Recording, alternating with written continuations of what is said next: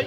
কবিন বড়িরও মারছে, বেল্লালের চোখে মারছে, বুকে ঘুষি দিছে এবং হাঁটুতে লাথি দিছে। বেল্লাল পড়ে গেছে, পড়ে যেয়ে প্রস্রাব করে দিছে। আমরা হাসপাতাল নিয়েছি, হাসপাতাল ডাক্তার বলেছে মৃত। লক্ষ্মীপুরের রায়পুর পৌর শহরে তুচ্ছ ঘটনাকে কেন্দ্র করে মারধরের ঘটনায় যুবদল নেতা ও স্থানীয় ব্যবসায়ী বেলাল হোসেন মিশরি নিহত হয়েছেন। বৃহস্পতিবার দুপুরে রায়পুর মেইন রোডে হান্নানের ফলের দোকানের সামনে এই ঘটনা ঘটে। প্রত্যক্ষদর্শীরা জানান, পৌরসভার ৮ নং ওয়ার্ডের বাসিন্দা শাহ আলম বয়াতির ছেলে আরমান রিকশা দাঁড় করানো নিয়ে কবির মোহরি নামে এক বৃদ্ধের সঙ্গে বাগবিতণ্ডায় জড়িয়ে পড়েন। এ সময় বিষয়টি মীমাংসা করতে এগিয়ে আসেন বেলাল হোসেন মিশরি। এক পর্যায়ে আরমান ক্ষিপ্ত হয়ে বেলাল হোসেনের বুকে এলোপাতাড়ি ঘুষি মারেন। এতে তিনি গুরুতর আহত হন। পরে স্থানীয়রা তাকে উদ্ধার করে হাসপাতালে নেওয়ার পথে তার মৃত্যু হয়।